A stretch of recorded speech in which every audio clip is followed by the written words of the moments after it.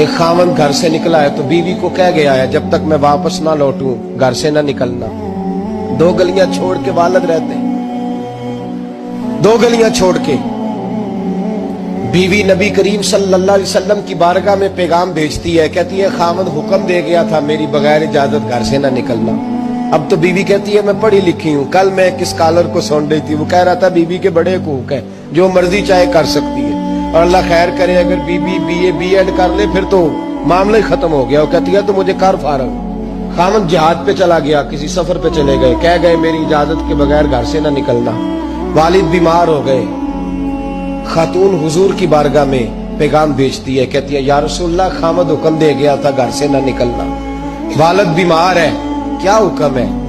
نبی پاک نے فرمایا چاہے تو جا سکتی ہے پر خاوند کی اطاعت کرے گی تو اس کے لیے زیادہ بہتر ہو جائے گا. 2-4 دن کے بعد پھر پیغام بھیجتی ہے, کہتی ہے محبوبہ باپ شدید بیمار ہے, حکم کیا ہے؟ نبی پاک علیہ الصلوۃ والسلام نے فرمایا چاہے تو جا سکتی ہے, کیونکہ حضور شارع ہے نا, مختار ہے شرعی معاملات میں, کسی کو چاہے تو کسی چیز کی بھی اجازت عطا فرما سکتے ہیں. فرمایا میں اجازت دیتا ہوں جا سکتی ہے پر خاوند کی اطاعت میں رہے گی تو اس کے لیے بہتر. حد ہو گئی بھائیو, حد ہو گئی.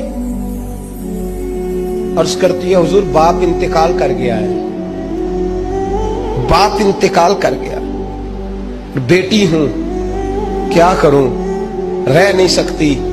حضور نے فرمایا میں اجازت دیتا ہوں چلی جائے پر خاوند کی فرما برداری کرے گی تو بہتر ہو جائے گا.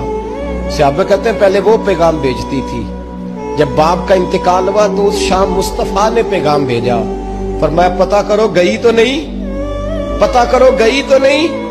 صحابی نے واپس آ کے عرض کی حضور کوئی نہیں گئی. فرمایا جاؤ اسے جا کے میری طرف سے خوشخبری دے دو کہ تو نے اپنے خاوند کی فرما برداری کی ہے, رب کریم نے تجھے بھی بخش دیا ہے, تیرے باپ کی بھی بخشش فرما دی, تیرے اس عمل نے تیرے باپ کی بخشش کا سبب بنا دیا ہے.